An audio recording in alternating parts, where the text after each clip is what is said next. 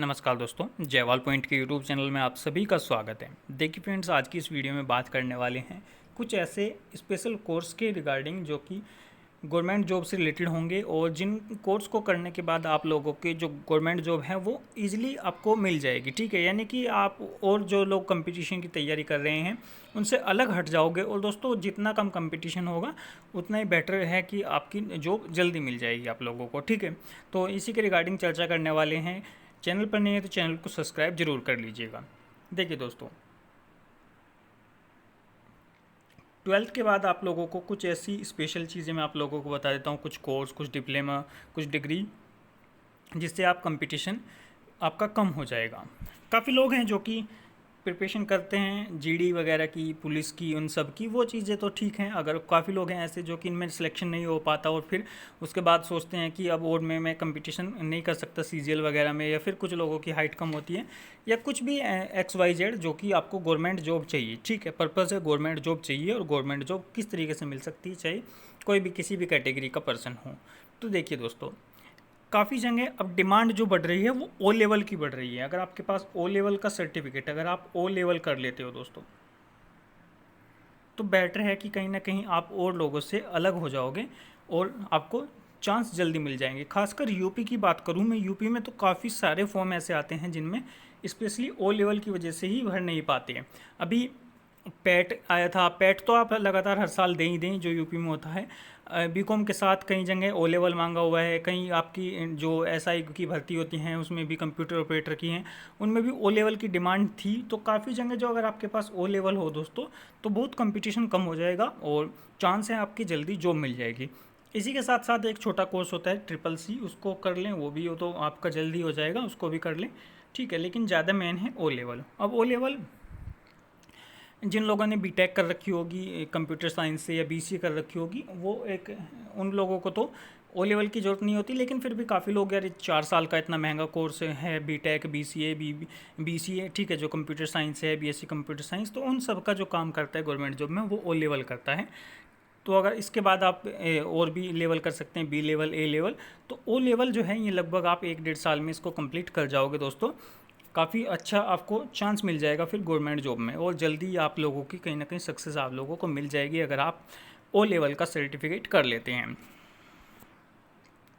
इसकी जो है 2 बार फॉर्म निकलते हैं, और बाकी आप देख सकते हैं यूट्यूब से या कोई भी साइट जो है ओ लेवल की कोई इंस्टीट्यूट कराता है, आप लोगों को सारी जानकारी आप ले सकते हैं, ओ लेवल आप कर सकते हैं। ठीक है, दूसरी बात करते हैं हम, दूसरा जो कोर्स है दोस्तों वो है आपका ई स्टेनो। आप स्टेनो कर लें, स्टेनो के कोर्सेज भी होते हैं, आईटीआई भी होते हैं स्टेनो से, या फिर आप स्टेनो को डायरेक्टली भी सीख सकते हैं। जैसे एसएससी स्टेनो आता है दोस्तों, तो एसएससी स्टेनो में क्या होता है, इसमें तो सिर्फ आपको सीखनी होती है, स्टेनो लिखनी होती है, कोई किसी भी तरीके का सर्टिफिकेट नहीं चाहिए होता, और इसको भी लगभग 1-1.5 साल लग जाता है इसको सीखने में।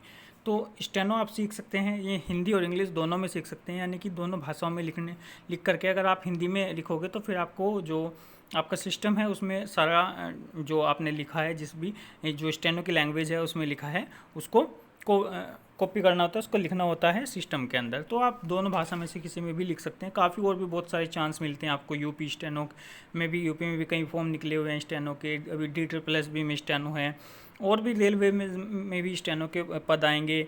बाकी काफ़ी जगह जो है स्टेनो के पद आपके लगातार आते ही रहते हैं दोस्तों। तो स्टेनो में भी अगर आप सीख लेते हैं, ठीक है, यूपी में भी काफ़ी ज़्यादा यूपी एसआई स्टेनो और सीआरपीएफ स्टेनो, सीएसएफ स्टेनो, तो इनमें भी स्टेनो की भर्ती निकलती है, जो कि काफ़ी कम लोग स्टेनो को सीख नहीं पाते, और कुछ लोग को इसके बारे में जानकारी भी नहीं है। बाद में जब टाइम निकल जाता है तब पता चलता है कि स्टेनो भी कोई चीज़ है, और स्टेनो हमें कर लेनी चाहिए थी पहले से ही। और एसएससी स्टेनो तो लगातार हर साल आता ही रहता है, तो स्टेनो को आप लोग सीख सकते हैं दोस्तों।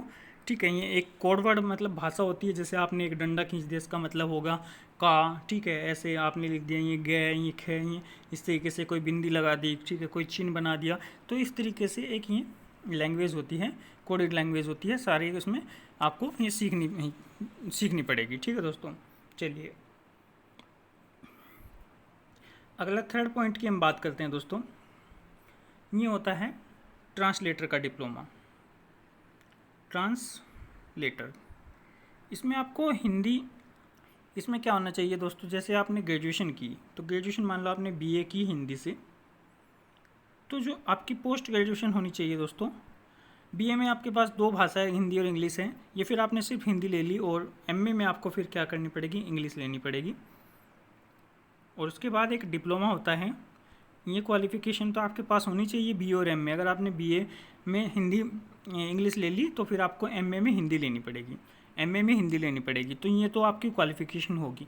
यानी कि ग्रेजुएशन में एक सब्जेक्ट हिंदी का होना चाहिए, पोस्ट ग्रेजुएशन में इंग्लिश का होना चाहिए, या फिर आपके पास ग्रेजुएशन में इंग्लिश है तो पोस्ट ग्रेजुएशन में हिंदी होनी चाहिए, हिंदी इंग्लिश कंबाइंड होनी चाहिए, हिंदी इंग्लिश के।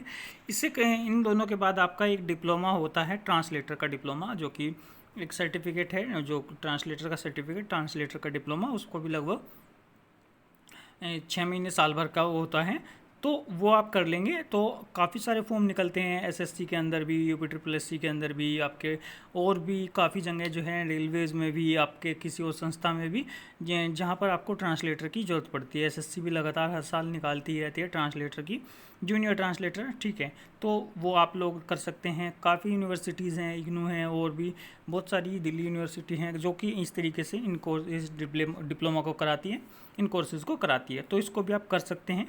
ईजिली आपके अच्छे खासे चांस हो जाएंगे, क्योंकि एक तो आपको बीए और एमए इस तरीके से, लेकिन ये थोड़ा सा प्रोसेस लंबा होता है ट्रांसलेटर का। जो लोग अभी 12th में है या बीए में है या ग्रेजुएशन में है, जिनके पास एक सब्जेक्ट इंग्लिश है, तो फिर वो अपनी पोस्ट ग्रेजुएशन को हिंदी में कर लें, या फिर ठीक है। तो इन चीज़ों को भी आप, और बाकी अगर आप लोगों ने कर लिया है, आपकी जॉब लग गई है, आपके जो भी भाई हैं, दोस्त हैं, उनको आप बता सकते हैं इसकी चीज़ के बारे में, तो ताकि वे पहले से ही प्रिपेयर रहें और इस चीज़ को लगातार देख लें कि आगे भविष्य में क्या करना है, जिससे कि और जल्दी आप लोगों को जॉब मिल जाए। ठीक है दोस्तों।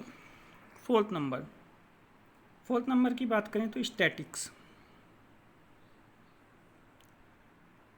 ठीक है दोस्तों, स्टैटिक्स, अगर आपके पास स्टैटिक्स है ना, तो स्टैटिक्स के भी काफ़ी सारे फॉर्म निकलते हैं। सीजीएल में भी आपने देखा होगा स्टैटिक्स की डिमांड होती है, काफ़ी कम कट ऑफ लगती है, ठीक है। और DSSS में स्टैटिक्स होते हैं, अभी राजस्थान में भी स्टैटिक्स ऑफिसर के फॉर्म आए हुए हैं। तो स्टैटिक्स मतलब आप लोग के पास स्टैटिक्स, बीए स्टैटिक्स से कर सकते हैं, बीएससी स्टैटिक्स से कर सकते हैं आप। आपके पास अगर स्टैटिक्स है, आपको पढ़ना अच्छा लगता है, मैथ के जैसा ही होता है, तो स्टैटिक्स आप कर सकते हैं। इसमें भी काफ़ी आपके चांस बढ़ जाएंगे। बीएससी स्टैटिक्स होती है दोस्तों, बीटेक स्टैटिक्स होती है, बीए स्टैटिक्स होती है, बीकॉम स्टैटिक्स होती है। जो सांख्यिकी होती है, 10th में भी आपने बारंबारता, बंटन, माध्यिका, माध्य, ये सब, मोड, मीडियन, ये वाले चैप्टर पढ़े होंगे, तो वही उसका आगे चल करके बड़ा रूप हो जाता है। और स्टैटिक्स, तो वो सब चीज़ें स्टैटिक्स में कवर हो जाती हैं। तो इस तरीके से स्टैटिक्स की अगर आप डिग्री ले लेते हैं, तो यहाँ भी कंपटीशन आप लोगों का काफ़ी कम हो जाता है। ठीक है दोस्तों, चलिए अगली बात करते हैं नंबर 5 की। तो नंबर 5 में देखिए, आप ITI कर लें दोस्तों। अब काफ़ी जगह पर ITI को मतलब इतनी वैल्यू नहीं दी जाती, सोचते हैं ITI करके क्या होगा, दुनिया ITI कर रही है। ITI बहुत ज़्यादा बेनिफिट है अगर आप लोग ITI कर लेते हैं, प्लस में आप अप्रेंटिस कर लेते हैं ना दोस्तों। अप्रेंटिस एक अच्छी ट्रेड आप देख करके अगर ITI के साथ अप्रेंटिस भी कर लेते हैं, तो जैसे रेलवे ग्रुप डी है, रेलवे ग्रुप डी में काफ़ी कम नंबर पर आप लोगों का सिलेक्शन हो जाएगा। काफ़ी सारी कंपनीज़ हैं, रोडवेज बसेस हैं, और भी बहुत सारी जगह हैं जहाँ पर ITI करने के बाद आपको गवर्नमेंट जॉब ईजिली मिल जाएगी। बस बेटर है कि वो ट्रेड आप जो है कर ले, जैसे फीडर है, ठीक है, मैकेनिकल है, इलेक्ट्रीशियन है, ये सब ट्रेड काफ़ी इंपॉर्टेंट ट्रेड हैं। तो इनसे अगर आप जो है ITI कर लेते हैं दोस्तों, अगर अप्रेंटिस भी कर लेते हैं साथ में, तो और भी ज़्यादा बेनिफिट हो जाएगा। तो ITI भी बहुत ज़्यादा इंपॉर्टेंट है। तो कुछ ऐसे स्पेसिफिक कोर्स होते हैं दोस्तों, जो कि आपको गवर्नमेंट जॉब में साथ के साथ करते रहने चाहिए। मान लीजिए आपने अभी 12th की है, ग्रेजुएशन कर ली है, तो उसके बाद भी आपको साथ के साथ कुछ ना कुछ ऐसे कोर्सेज करने चाहिए। साथ ही साथ और मैं एक्स्ट्रा बता दूं आप लोगों को, क्या सीख लेना आप लोगों को चाहिए, आपको टाइपिंग भी सीख लेनी चाहिए दोस्तों।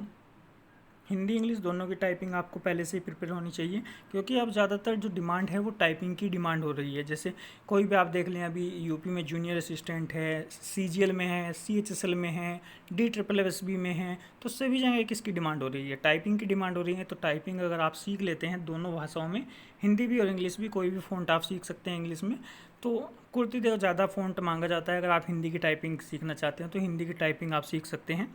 और बाकी इंग्लिश की टाइपिंग को तो बिल्कुल आप अपना अच्छे से पहले से ही प्रिपेयर करके रखें, क्योंकि अभी आगे रेलवेज़ के फॉर्म आएंगे, जो भी क्लरिकल की भर्ती होती है उसमें टाइपिंग आपसे पूछी जाएगी, टाइपिंग आपसे मांगी जाएगी, ठीक है।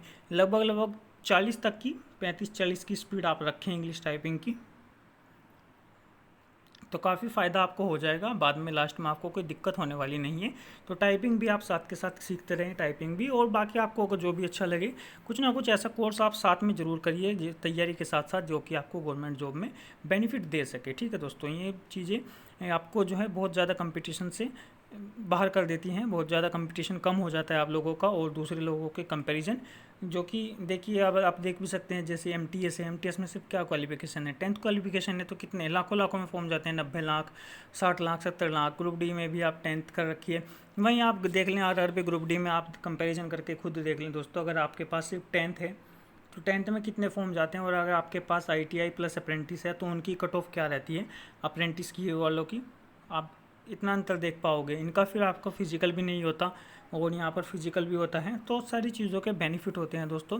अभी जैसे मान लीजिए टेक्नीशियन की भर्ती आई हुई है रेलवे में, जिन लोगों के पास BSc है, फिजिक्स है, ठीक है, मैथ है या फिर BTech है, उनका कंपटीशन आप देख लें, और जो 12th वाली ट्रेड है, PCM की ट्रेड है, उनका कंपटीशन आप देख लें, तो कहीं ना कहीं सबसे ज़्यादा किसका कंपटीशन होगा, 12th PCM का।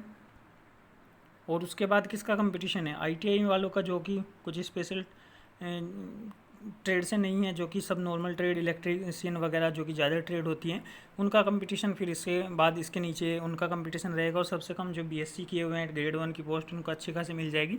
तो बस मेरा यही कहने का मकसद है दोस्तों कि कुछ ना कुछ ऐसा कोर्स आप लोग साथ के साथ सीखते रहें, कुछ ना कुछ स्किल आप लोग अपने अंदर डेवलप करते रहें, ताकि गवर्नमेंट जॉब को आपको बेनिफिट मिल सके।